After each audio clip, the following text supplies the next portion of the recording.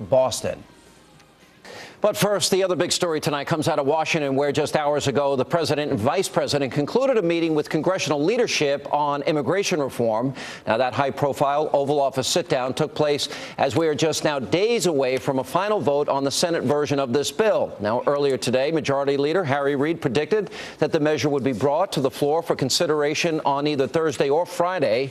However, one outspoken conservative on Capitol Hill is not leaving anyone guessing where he stands on this matter, and that's Kentucky Senator Rand Paul. He has penned a column titled "Why I'm Voting No on Immigration Reform." In it, he says he made his decision for one simple reason: because the legislation does not secure the borders first.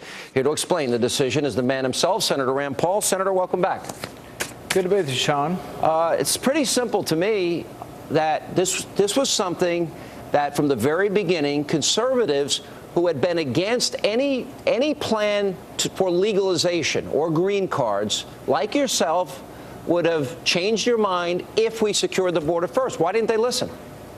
You know, I've told them from the very beginning I was open to immigration reform as long as it was dependent on securing the border first. And I was very explicit about this, but apparently nobody listened or cared. I also thought it was important that when we determine whether the border's secure, that Congress should determine this, not the president. I don't have a lot of trust left over for the current president, but I really don't trust any president to make this decision. I think Congress, the representatives of the people, should determine whether the border's secure. Yeah, I was a little surprised, page 35, line 24, that Napolitano has veto power, the power to veto the border fence and where to put it in the immigration bill. That was a little surprising to me, too. Well, the irony is they threw in $1.5 billion for some kind of youth jobs program. That's as much as they were going to spend on the fence. But then they also threw in a veto for Janet Napolitano to be able to veto the fence if she thinks the border's secure. That's the problem with leaving it up to the president. The president thinks the border's secure now. So I don't have a great deal of hope that she won't just veto the fence. You deal with your colleagues every day.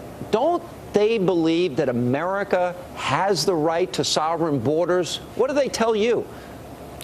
I think many are running scared and want to just pass something. It doesn't matter exactly what is in the bill. They want to be in favor of immigration reform.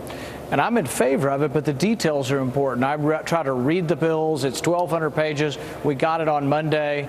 We worked our way through it as quickly as we can. But the thing is that I think for some it's the symbolism of this, and they're not too concerned whether we allow veto over the fence or whether we throw $1.5 billion in there for a jobs program.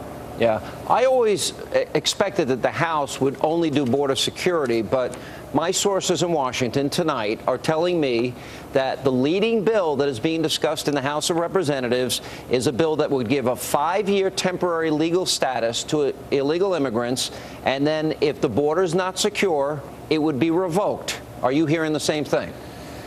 I'm hearing a little bit of that, and I'm hoping that's not the plan, because I think once you give status, it's never coming back. So that's why my amendment secured the border, you vote on it. When it's secure, then you begin gradually normalizing the people, but you still get more votes. Each year you get another vote. And I spoke to one of the leading conservatives on the Judiciary Committee in the House today, and he said he was interested in my idea. I'm continuing to talk to conservatives in the House with the hope that they will vote for Congress to decide when the border is secure, and that they won't start the process until we've had at least a year to do securing the border. Well, my fear is that they will pass border security first. I always assumed they would. Now I have some doubt, and that you'd go to conference, and then at a conference, the Senate bill would tend to win. And then what does Speaker Boehner do at that point? Do you have any idea? Have you spoken to him? Well, you know, I was pleased to hear his comments earlier in the week when the Speaker said that he is not going to pass something unless a majority of Republicans are for it. The chance that we get the Senate bill, the only chance the Senate bill could pass in the House is if it passes with 30 or 40 Republicans and 180 Democrats.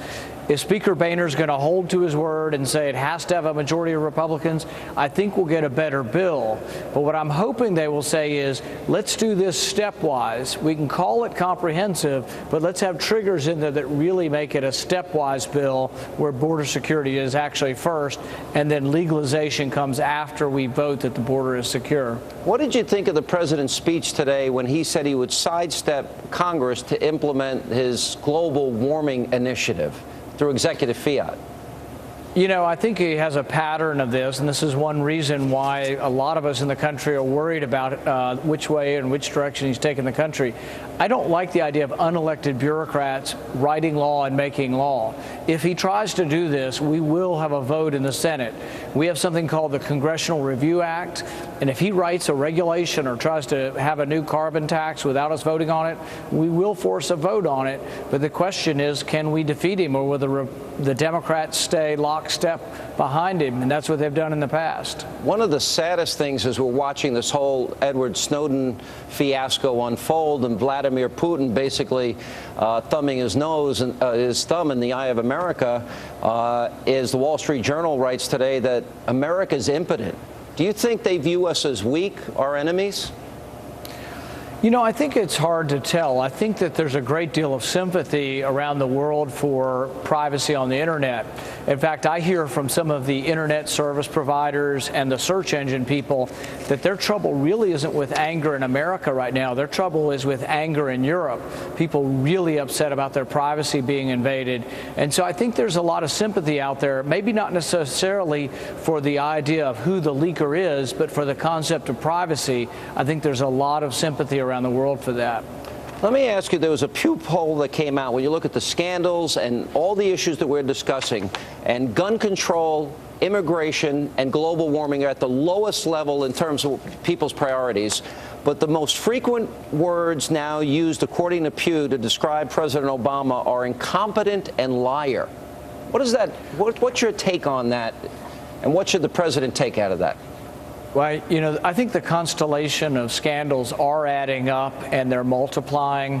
And I really think that they're sapping his moral authority to lead the nation. You don't need just the legal authority to be president. You have to have some moral authority. You have to have people supporting what you're doing. And I think people are concerned, particularly even his constituency. He won like 60–70% of the youth vote. The young people of this country wanted privacy, and they thought he'd be their champion. And then it turns out that he's looking at, or having the NSA look at 1 billion phone records every day. So I think people don't like that kind of hypocrisy, and so I think it is damaging him, and I don't think he's going to be able to get much done in the last 4 years unless he really cleans house and says, I'm not going to tolerate my people lying to Congress. I'm not going to tolerate IRS agents targeting conservatives or Christians. So unless he does that, though, I think he's really lost ground. All right, Senator Rand Paul, good to see you. Thanks for being with us.